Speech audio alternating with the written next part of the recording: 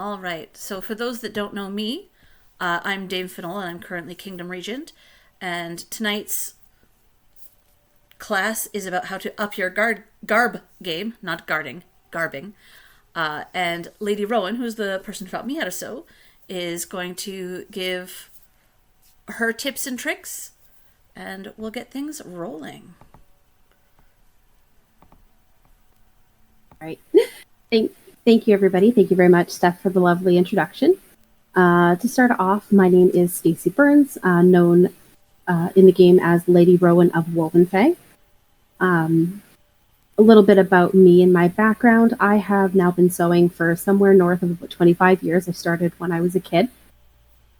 Learned how to sew probably at about 10 or 11. And I have been sewing since then. I have probably made just about every type of thing that exists to be sewn. I've made fighting garb, I've made quest garb, I've made a number of knighting garbs throughout the years as well. I've made mundane clothes for myself and my family. I do some sewing for bags as well, so like backpacks, purses, that kind of thing. My biggest project, if you will, I think was the tent that I made about 15 years ago now. So if you've ever been to Bot D and seen the very large white canvas tent that exists in the tenting area, that was made by me. So the series that I'm going to be doing is actually going to be a two-part series focusing on sort of a progress of things you can do to up your sewing game. We're going to start tonight with some of the more basic ideas, some of the more basic concepts in terms of where do we start to get a better product at the end. So again, this is really sort of focused a little bit more towards your first garbing projects, but they are all still things that can be where you start, and they're things that you can do to improve to get a better end result at the end of the day. So the first topic that I have for today is choosing a project and choosing the pattern. Now, anyone who's done sewing typically starts with a pattern from a mass manufacturer, similar to this one here. Of course, it's not going to pick it up all that well because it's blurred my screen here, but McCall's patterns. Simplicity is another one. Vogue brand. They're all very good, accessible patterns. These are available in most fabric stores. You can buy them online. And they're really the most accessible tool that we have, especially if you've started a couple of years ago into sewing. These patterns are great for picking a project.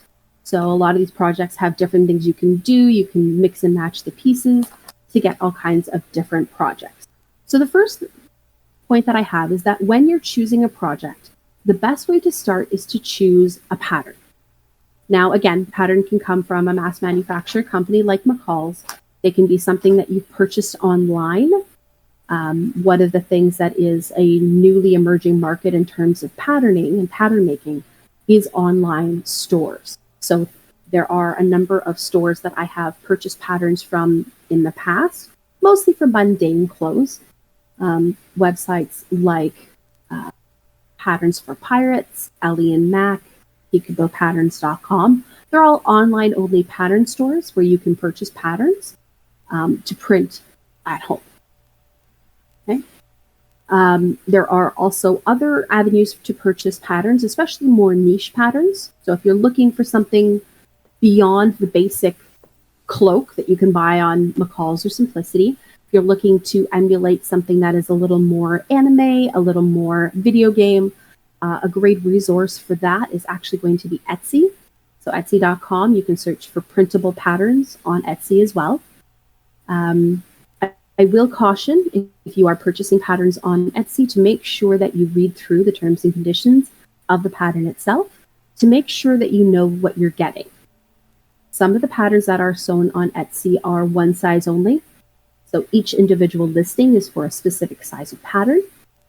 Some of the patterns are meant for experienced makers, so they may not contain the step-by-step instructions that you're used to with, again, a commercial pattern.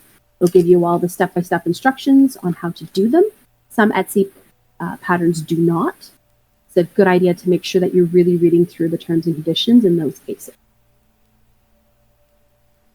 Once you've decided on the pattern that you want to use, that's where our in order to get a good finished product, we have to start at the beginning. And the beginning is picking what you're going to make, what your pattern is going to be. Okay? When you are starting to sew, I recommend starting with a pattern and modifying it from there.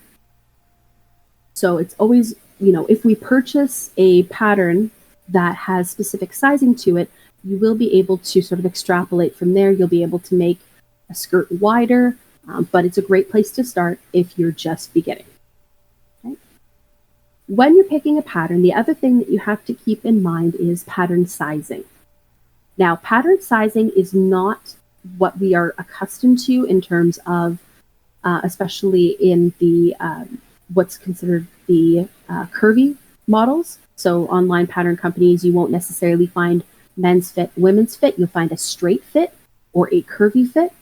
And many patterns don't work on the standard sizing that we're used to in modern retail stores. A lot of these patterns exist on a pattern scale that is a very old pattern scale, a very specific set of measurements. So it's very important if you are choosing a commercial pattern that you are checking the size chart of the pattern itself to make sure that you're selecting the right size. So on the back of the pattern envelope, you'll see the different types of sizes that will be displayed. And on the pattern envelope, it will also give you, it's typically on this little tab here, it will give you the sizes that match with the pattern sizes. So if I take a look at this one that I've got here, this is a kid's pattern. So just so we're clear on some of these measurements here, if I'm dealing with somebody who has, for example, a 21-inch waist, I know that I'm looking for a children's size 4, for example. Now, a 21 waist in this pattern, this is the old patterning system I was talking about. That's equivalent to a modern 2T pattern. Okay, so just something to keep in mind. When you're purchasing patterns, you want to look at the sizing, and you want to make sure that you are selecting a pattern that has the size that you're looking for. Many patterns will come in different size categories. So this one tells us that it is a 2, 3, 4, and 5 size pattern. So if you are not looking to make one of these sizes, you want to make sure that you're picking an actual physical, the right size for you. Okay. The last thing you want to keep in mind when you're selecting a pattern itself is the finished garment measurement. So those are going to be, again, on the back of the pattern down here at the bottom. This tells you how large the pattern will be when you have made the pattern to the specifications on the paper. So if you cut it out properly, you've used the seam allowance that they provide to you, it should equal this size when it is finished. This is really important for an individual who may fall into multiple pattern categories. Realistically, almost no one fits perfectly into a series of measurements that are given on these patterns. Most people will be a variety of different sizes. As an example, I was measuring a friend for a dress that I'm making for them. Their chest size tells me that I should be making a medium. The waist tells me it should be an extra small, and the hips are a large. Okay, so very few people will match correctly. That's why you want to match your finished garment sizing with the pattern size that you've chosen to determine whether or not that pattern will actually have enough space for the person we're trying to put into the pattern. Once you've set up a pattern, especially as a new sewer, or if there is a specific project that you want to make, that you want to have a really good end result. So if you're trying to make, for example, a knighting garb, or just a feast garb, or a court garb, I would recommend making a mock-up when you are choosing this pattern. If you want it to fit nice, you want it to fit properly, I always suggest making a mock-up.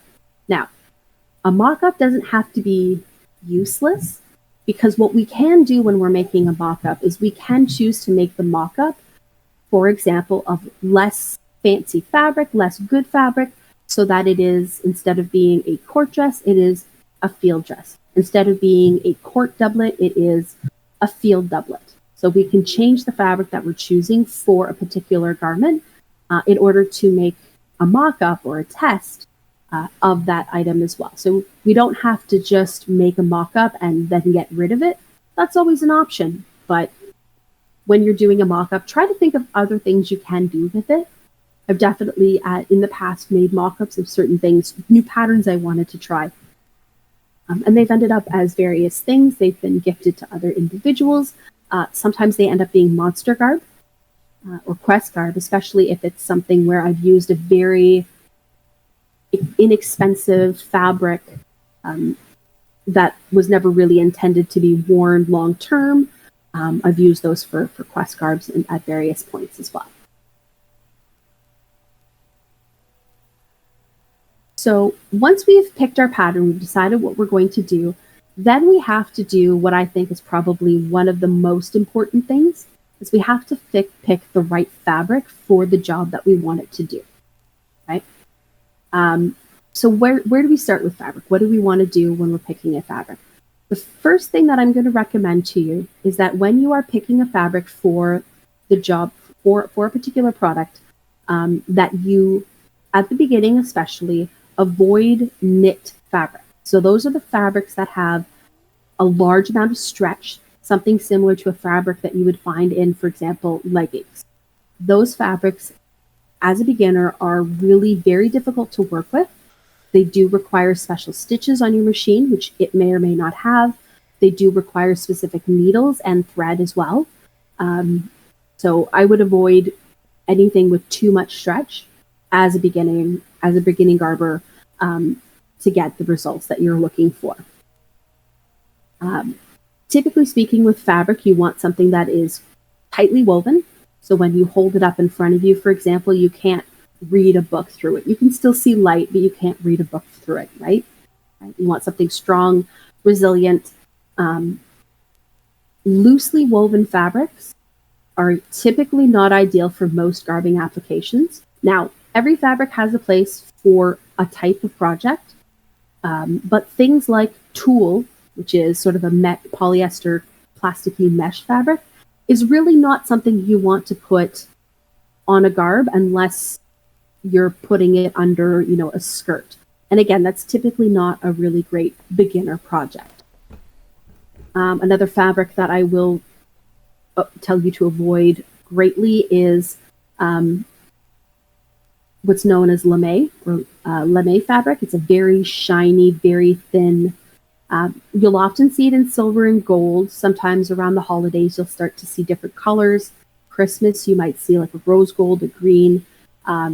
It's very shiny, looks great. I've seen it used in reef sashes a lot because it's a reliable source of gold fabric. But that kind of fabric is very difficult to work with.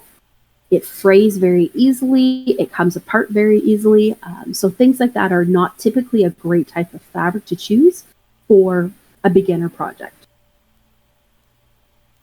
The next piece of advice that I have with regards to fabric is with regards to what type of fabric content that you choose when you are making a garb.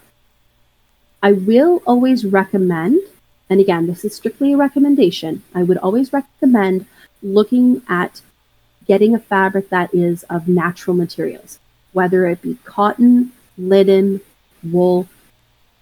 Those types of fabrics are typically better suited to be made into garb, especially something you're going to wear over the summer months. Okay?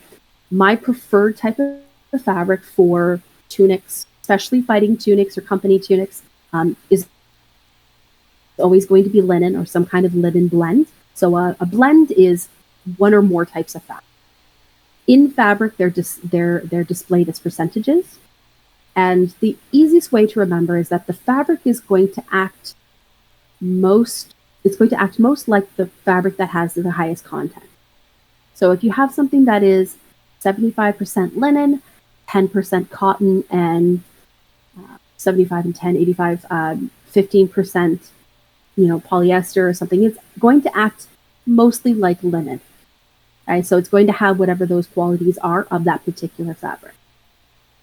Linen is a great fabric for tunics, especially for amtgard. It is moisture wicking, so it'll let that sweat escape from the body.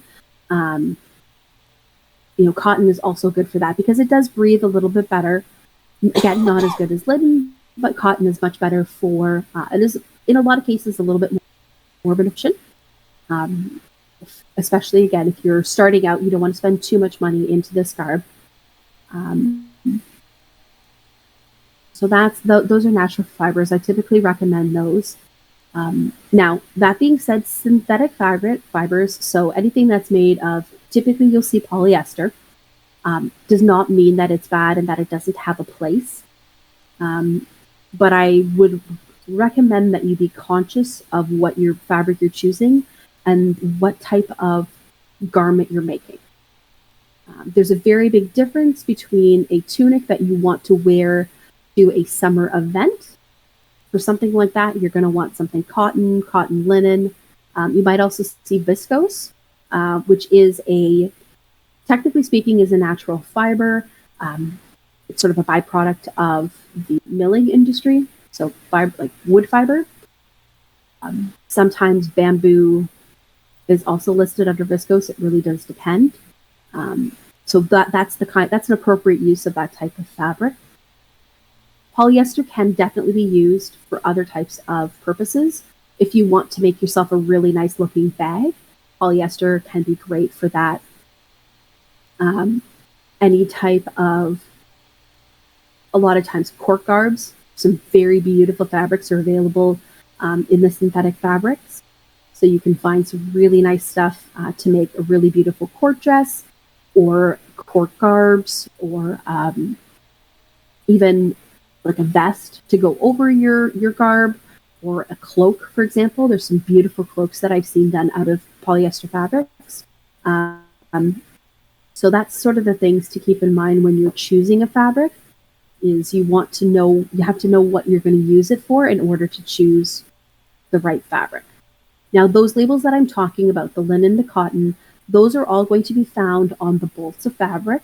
Now, bolt of fabric is typically a cardboard insert with the fabric that's wrapped around it. So it's going to be on the end of the cardboard. The other thing to keep in mind when you're choosing a fabric is not only the content of the fabric, of course, but also the weight of the fabric. How heavy is it? How thick is it? The thicker the fabric, the more stress the fabric can withstand.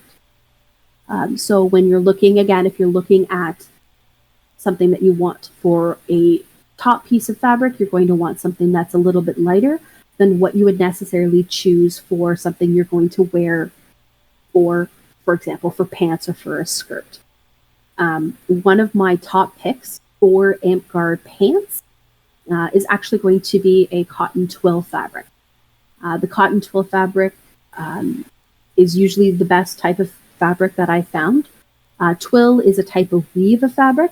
And basically, when you're thinking cotton twill, it's sort of that denim type of fabric that is often used in jeans, especially what is considered to be women's jeans will often have a cotton twill fabric with a little bit of spandex, a little bit of, you'll see like 2 or 3% with a little bit of stretch. Having a little bit of stretch in your fabric is not a bad thing.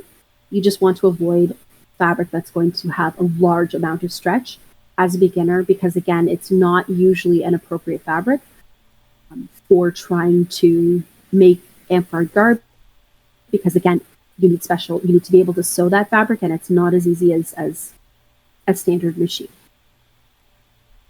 The heavier the fabric, the more it is going to weigh, so that is also something to keep in mind.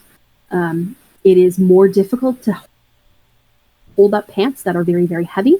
I've seen some really nice heavy fabrics that have been used for cloaks, because they have heavy weight, which means that they're going to have that really nice swish effect, that really nice heavy weight, and in some cases that's also going to make them very warm as well.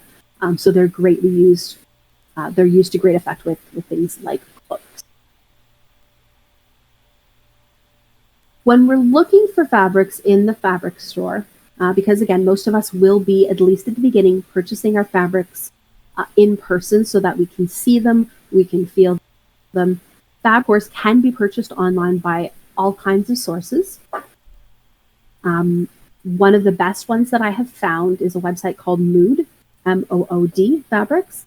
They are out of the US, so if you are shipping to Canada, that is something to keep in mind. The shipping will be expensive. There may be duties, etc., that need to be priced. But once you know what type of fabric you want for a specific project, it's a great resource. But there are countless others, and I've used some of them. But that's one that is a really good quality fabric, typically speaking. It's also a fabric purveyor that does have online patterns that are for free. I have used their patterns. They are pretty good. You do have to print the pattern because it is an online pattern. You find the pattern on the website. You fill in your email address. It's not a scam. They will email it to you. I've done it a couple of times. And they even have a cosplay line. All of their patterns, for the most part, are very basic. And the cosplay patterns are very good.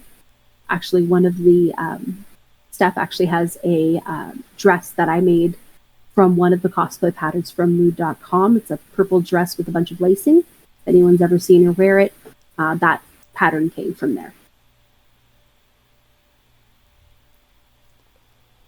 So when we're talking about most individual garb projects, when we're looking at tops, pants, vests, are going to start with a need of about 1 to 2 meters of fabric. Now, if you are using a commercial pattern, the fabric requirements are going to be listed on the back of the pattern.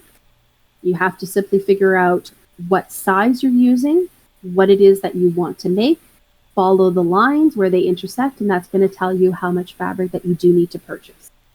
I always recommend purchasing a little bit more fabric than is necessarily indicated on the pattern.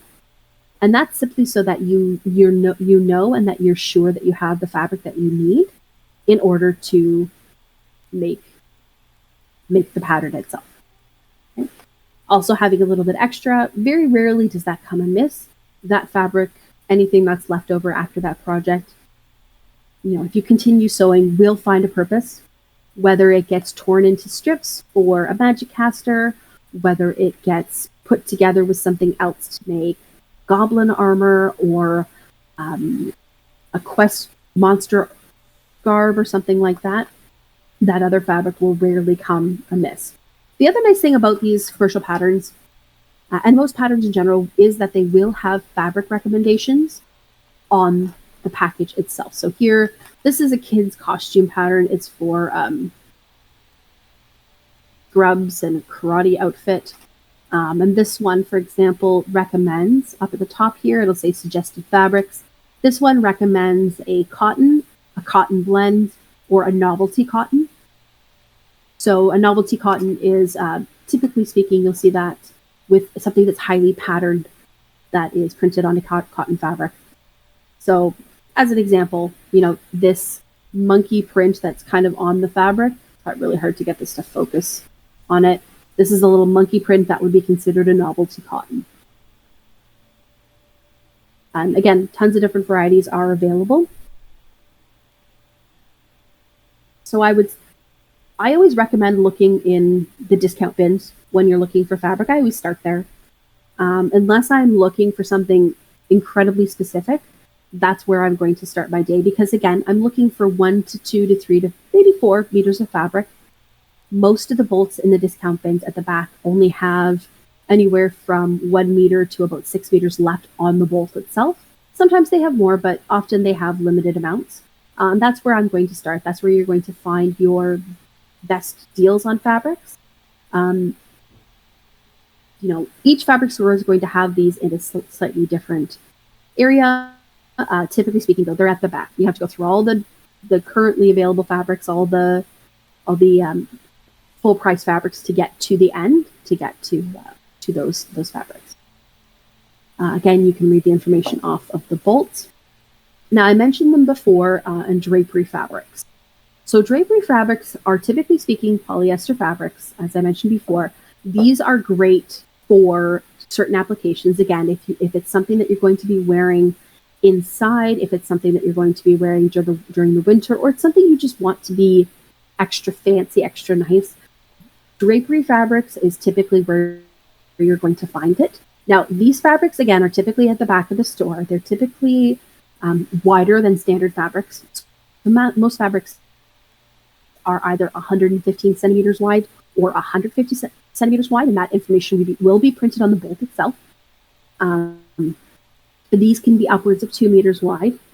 They're typically stored on long cardboard tube, basically like a skinny cardboard tube. And you'll find all kinds of pattern styles that will exist in this fabric. Now, depending on what you're making, you may find that you can actually get away with a little less fabric if the fabric is wider, because you have more space to cut them out.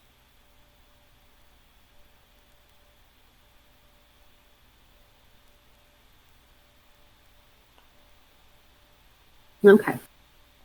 So the next step in fabric, so once you picked your pattern, once you've found the fabric that you're going to use for your pattern, now we have to get that fabric ready to be cut, to be set up.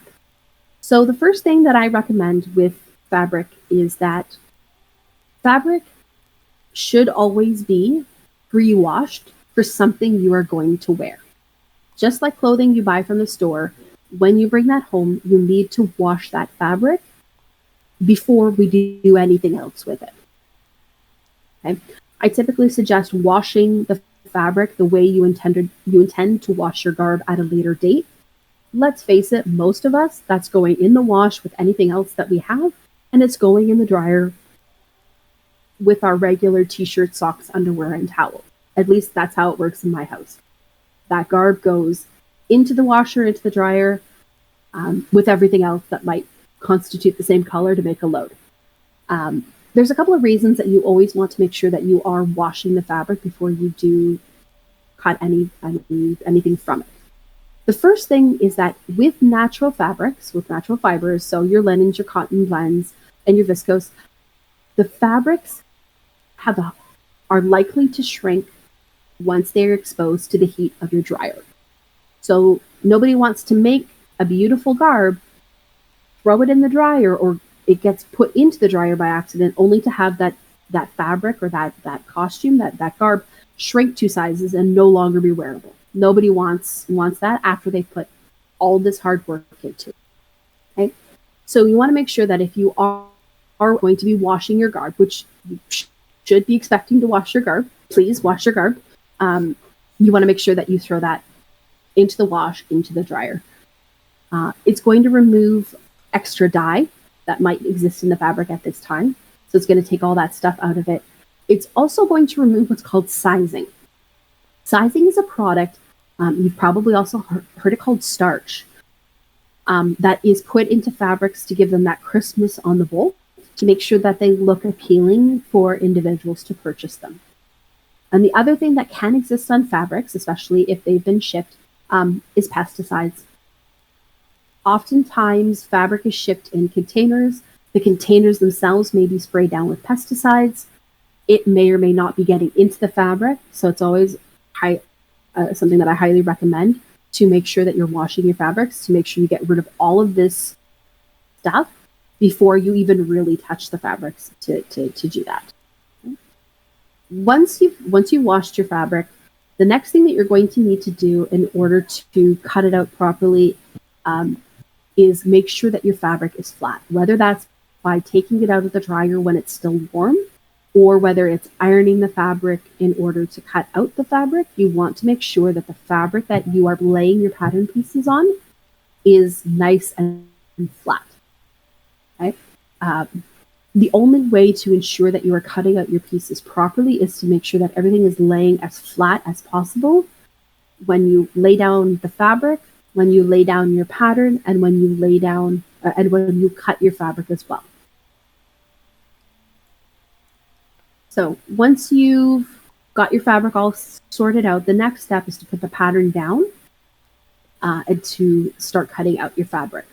When you're dealing with a typical commercial pattern, you're going to get this sort of tissue paper that's going to exist in the pattern to cut it out. With these types of patterns, I recommend opening up the pattern, finding the various pieces that you are going to need to make whatever it is you're making, cutting them out roughly. So cut around them with a little bit of space, and then iron the pattern too. The patterns do not require a high heat; they need a very low heat. But I recommend ironing your pattern paper while you're ironing your fabric, so that everything can lay nice and flat. So that when you are cutting everything out, everything is nicely set up and you're setting yourself up for success. Okay? Once you've done that, you're going to want to put your pattern pieces on the fabric. Each commercial pattern, again, is going to have something that is called a fabric layout guide. So it's this sort of little picture here, and it's going to show you how to lay the fabric out and the pattern pieces out in order to get the best use of fabric that was recommended by pattern.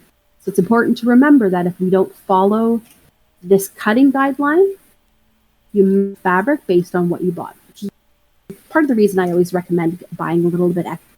Because again, also, if you buy a fabric that shrinks a lot, instead of having that 1.5 meters that you bought, you may be down to 1.3 meters, and that may not be enough for you for the pattern that you've chosen.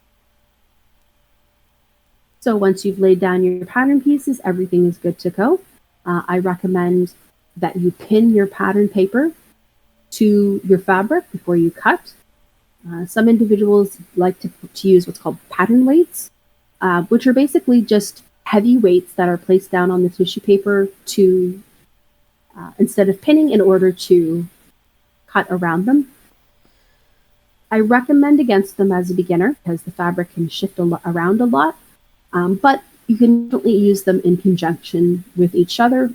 I definitely have used heavy textbooks, my cell phone, and little 1 or 2, 3 pound dumbbells on fabric to cut, especially with printable patterns, simply because you're using printer paper. Paper is much thicker. It's harder to pin. You're going to want to do that. When you are laying your pattern out, again, I recommend following the guidelines that are provided by the pattern. Again, not all patterns will have them. If you're buying an online pattern, it may not have all of the standard guidelines, although most of them realistically do have them available to you as well if you'd like. It is important that if you have a pattern piece that follows a specific grain line. So the grain line refers to sort of, if you look at fabric like you would an Excel sheet, you have on your 2 edges, you have your selvages. Those are your columns. You want to make sure that it follows that column as best you can to ensure that your fabric cuts out the best way it can. Typically speaking, things like the front panel of a skirt or shirt will be cut on the grain so that the fabric is running, the grain of the fabric, the threads of the fabric are running straight down the midline of the body. That grain, being off grain, will allow a little bit of stretch. So it will allow the fabric to sort of move and mold a little bit, which is great for certain applications, but again, is not ideal for all applications. All right, so step 4, now that we've found everything, we've cut everything out, now we're actually talking about the act of sewing the fabric together. So what do we want to make sure that we're doing when we're sewing the fabric together? The first thing, change your needle. Some people will recommend that you change your needle every project. I think that's a little much, a little extra. I typically change my needle every 2 or 3 projects in my sewing machine, simply because a dull needle will tear more holes in your fabric. It will produce a less straight, a less accurate stitch than a sharp and appropriate needle. If you are sewing through heavy fabric, you want to be looking for, typically speaking, a jeans needle. So if you're making pants, typically you want thicker fabric. You're going to want something like a jeans needle. If you're sewing simply a regular shirt, a universal needle will typically work in that particular situation. So a couple of specific things that I recommend when we're dealing with machines. Machines are all different, so it's really hard to recommend anything specific. The first thing that you want to do when you are sewing a new seam is making sure that you are anchoring your seam. By anchoring, sometimes it's called a backstitch.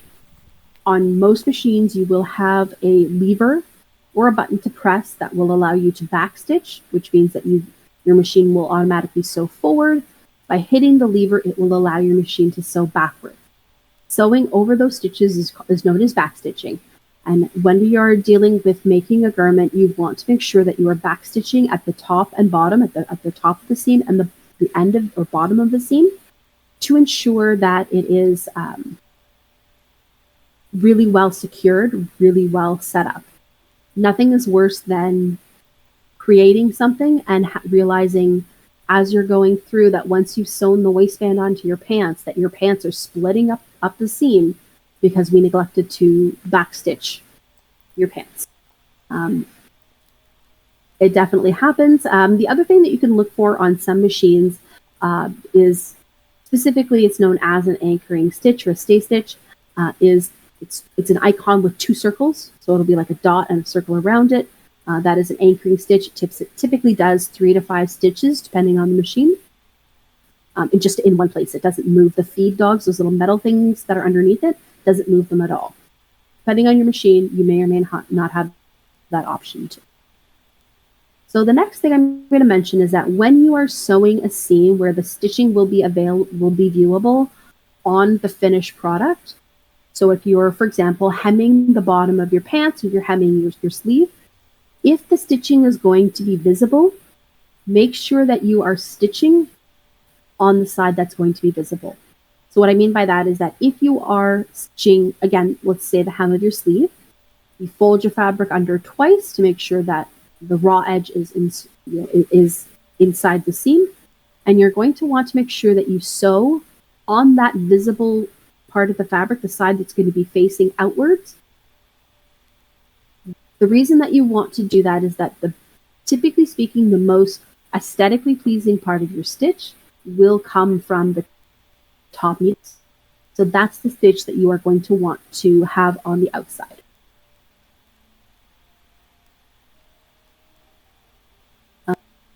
The other item is with regards to pinning the fabric.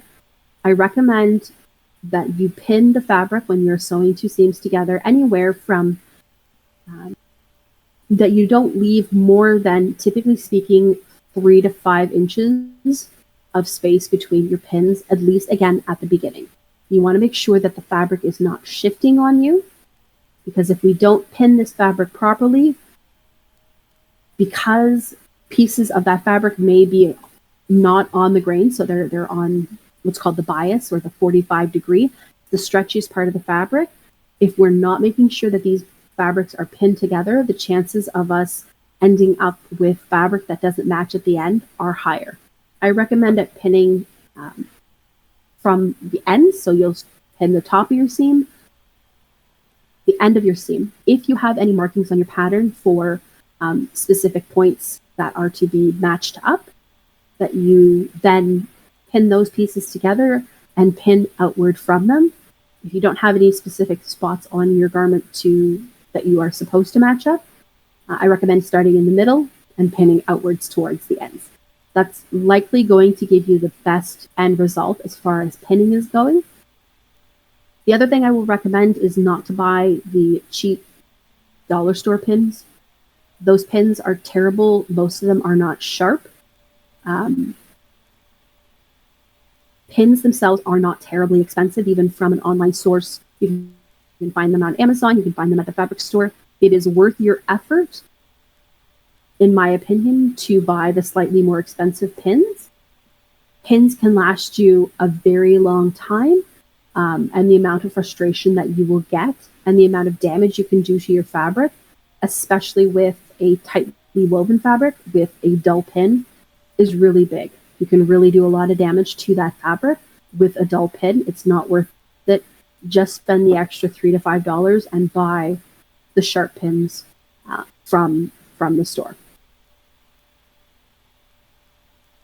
The other tip is something to be expected. Take your time. Give yourself lots of time when you're going through the process of sewing an item. Ever sewn anything has had a situation where they've rushed things. We've all done it. We've all done the sewing at 2 a.m. before an event. I'm guilty of it too. I'll tell you not to do it, but I'm incredibly guilty of it. The better time you take, the more time you take, the more likely it will be that your end product will be something that you're happier with. And the final thing is with regards to seam rippers, because as you sew, so shall you rip. Anyone who's ever sewed anything together has sewn something together wrong. I still sew things backwards all the time. I'm not paying enough attention. I've been doing this for 20 years. If I'm not paying attention, I will still sew something on backwards. I've sewn things backwards. I've sewn things inside out. I've sewn things inside out the same way twice.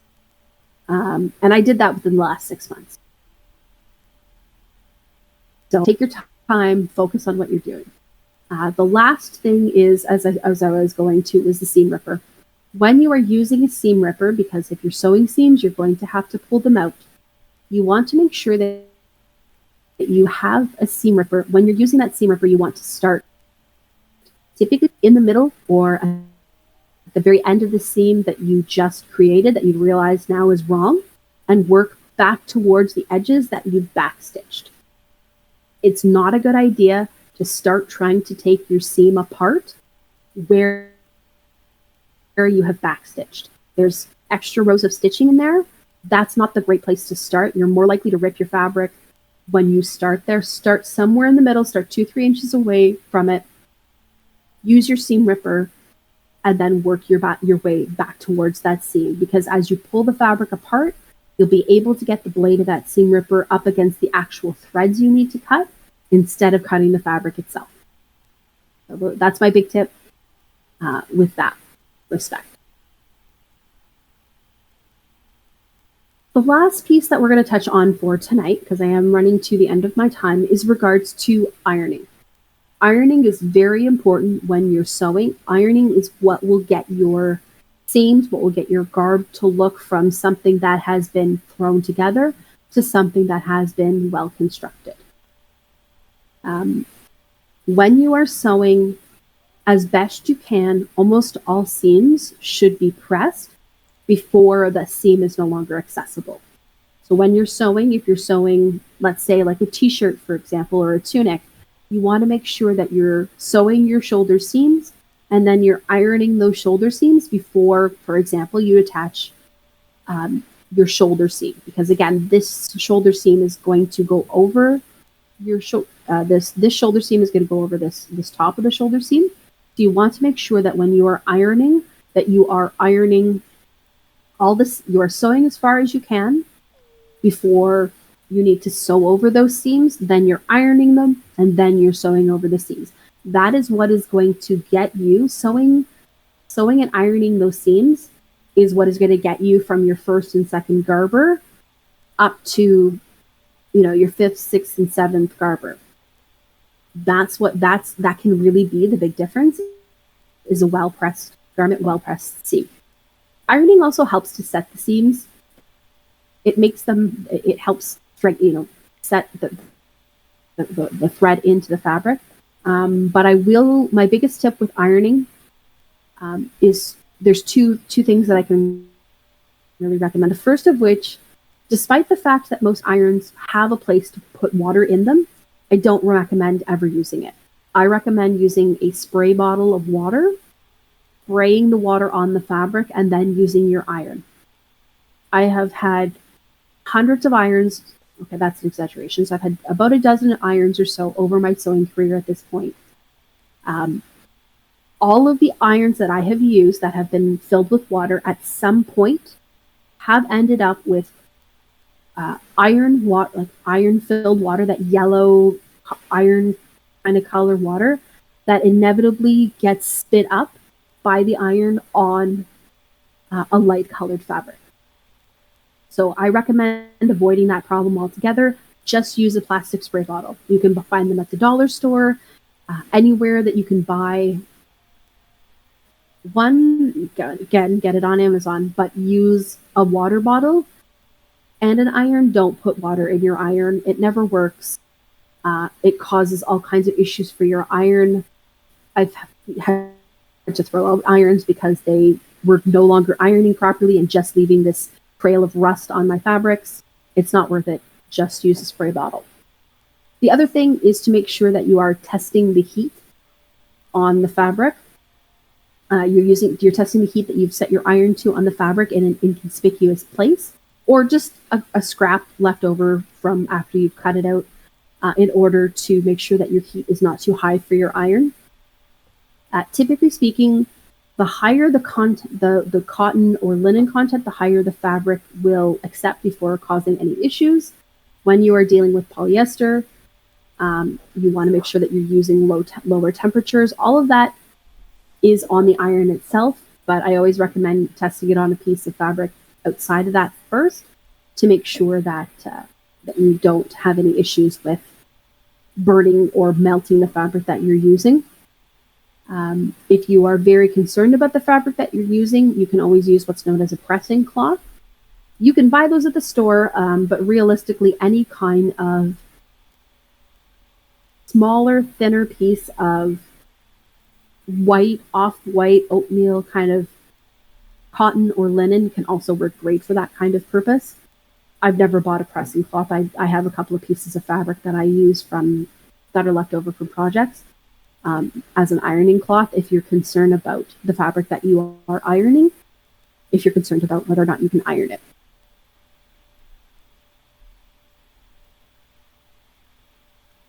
All right, so that is what I have prepared for today with regards to sewing. If we can figure out if there's any questions. I'm not particularly familiar with how Discord works exactly. So Steph, if there's any questions, if you want to read them out, I'm happy to answer any questions that anyone might have.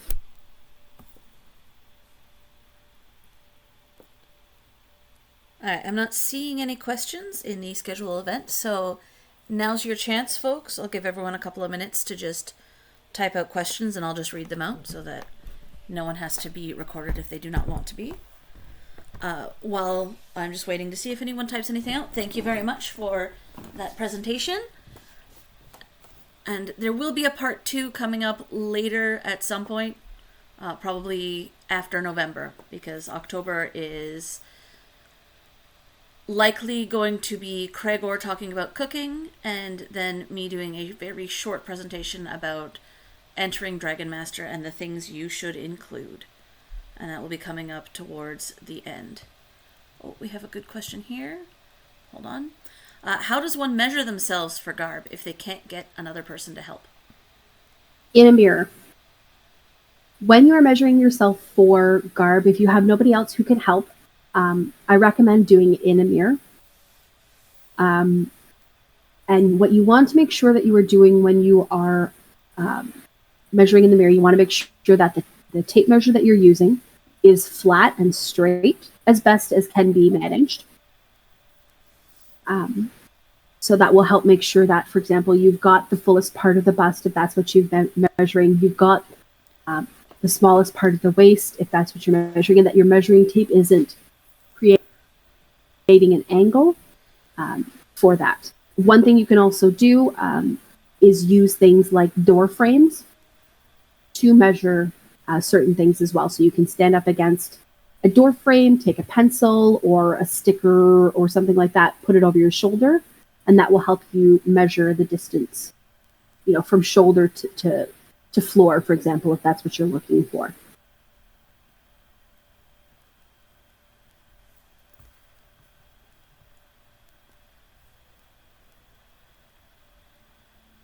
The fabric store I recommend, it is called Mood, Mood Fabrics.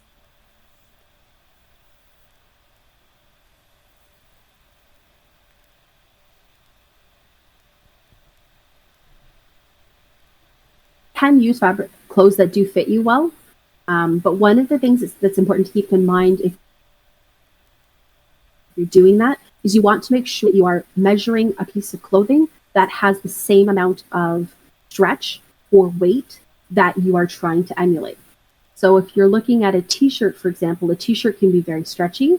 So if you measure, if the t-shirt fits on you very snugly and it's using some of that stretch, then it can be a little bit tricky in that respect.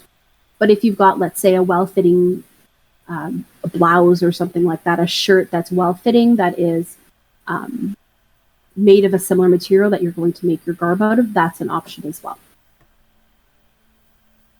The other thing you can do too, if you have no one else to give you a hand with your measuring, is once you've got your measurement, add an inch or two. You can always take in the garb if it's too loose on you.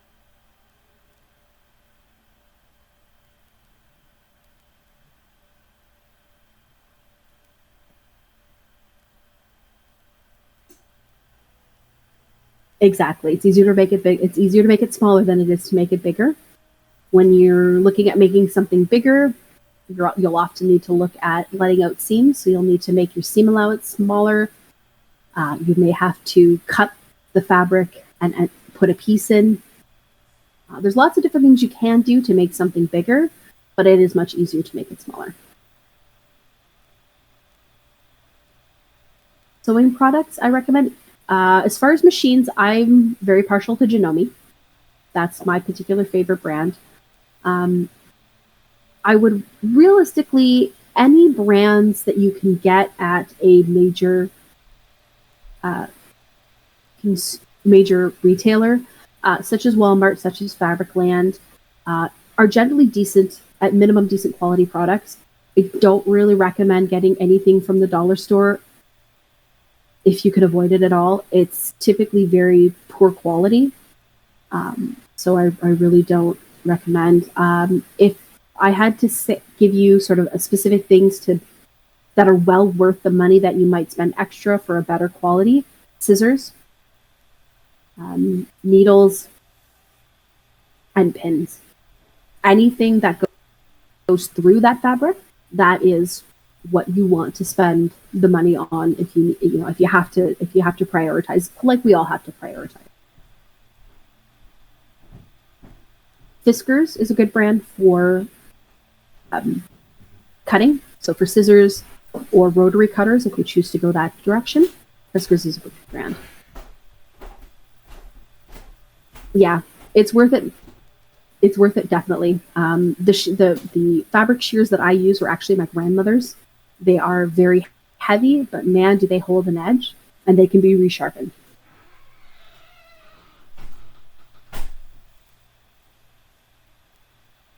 I also recommend avoiding buying your tape measures at the dollar store because they are of poor quality as well. And if you take poor quality measurements from a janky measuring tape, it can be difficult to get back from that.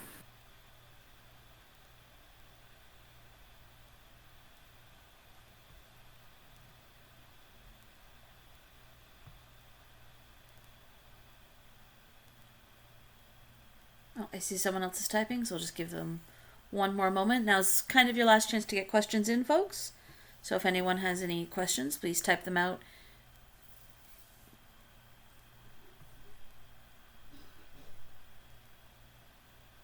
Oh, the metal, the tool measuring tape. Do you mean the metal ones? Yeah, no. That will work for measuring the length of your fabric.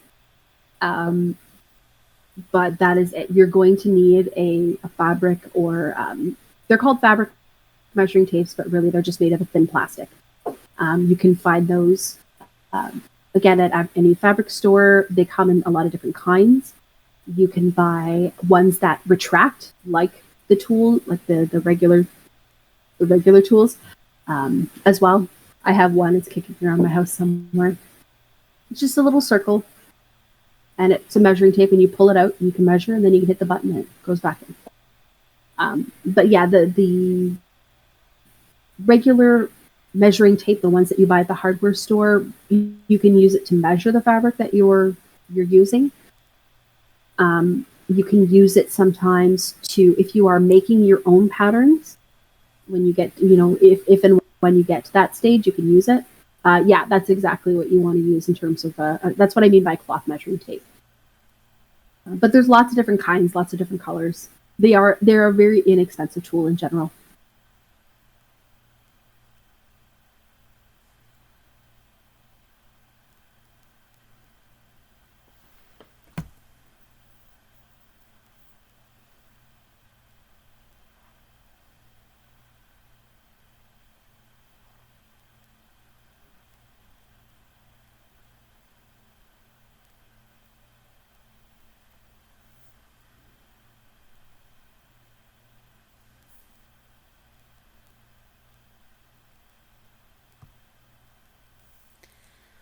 All right. I think at this point I'm going to close it and end it with, again, a thank you, Lady Rowan, for taking time out of your hectic schedule to teach this. And again, when the second part is going to be happening, we're going to work out scheduling details, and then I will make a post about it.